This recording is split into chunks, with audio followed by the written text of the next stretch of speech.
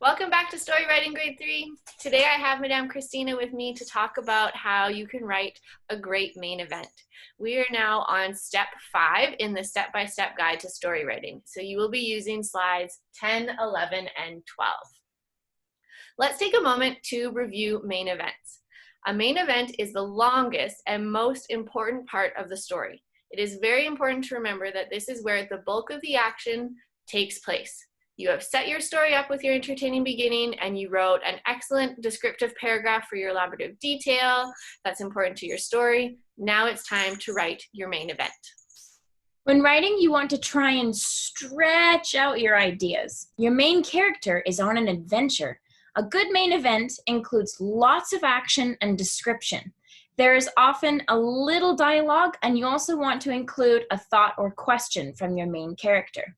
Don't forget, just before the end of your main event, that whatever the problem in your story is, it gets solved in the main event.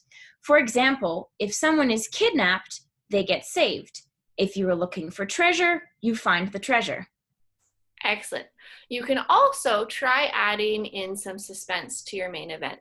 So if you can remember back when you were in class, one way to add suspense into your story is using some red flag words.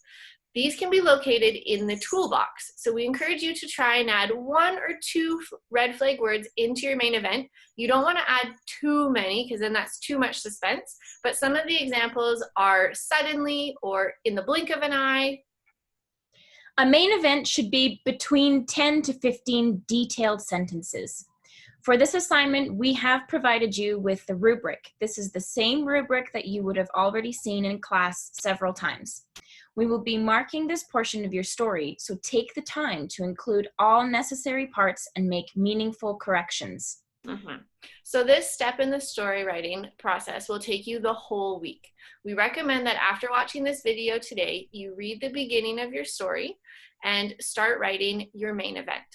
On Tuesday, May 12th, you can continue writing your main event. On Wednesday, May 13th, you should be finished writing your main event and working on making corrections using the perfecting pencil. Double check the checklist on slide number 11 to make sure that you included everything that you need.